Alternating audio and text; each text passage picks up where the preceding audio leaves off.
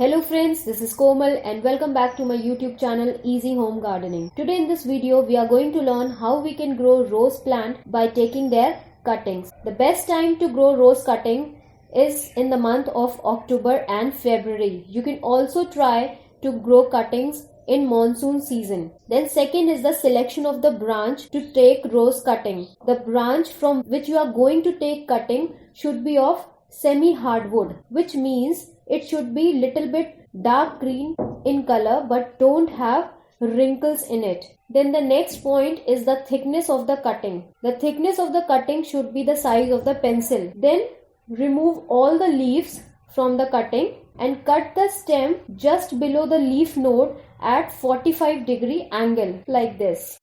And then you have to make a little scratch from both the sides of the cutting at the bottom and dip the bottom part of the cutting in the rooting hormone powder, as it helps in root development faster. If you don't have rooting hormone, you should try to grow some cutting normally also. So friends, it is my advice that you take 3 times of the cutting as you want your new plant, because some may fail to root. Here I am preparing my 4 cuttings. Take 5 to 6 inch long cutting from a healthy stem.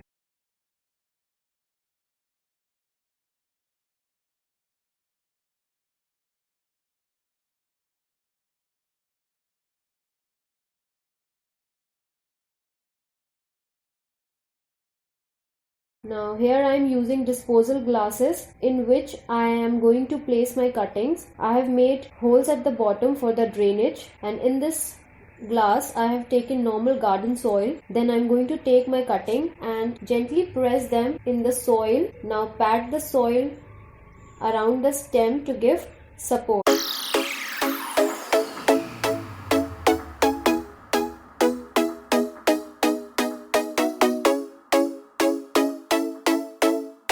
Now I'll water them thoroughly and keep them in the partially shaded area for next 6 to 7 days. The most important thing for successful rose cuttings is that they remain moist all the time. So water the cutting when the upper layer of the soil feels dry to touch, but do not overwater. It may rot your stems. So friends, this is the result after 5 days. As you can see, all the cuttings, they have already starting developing buds.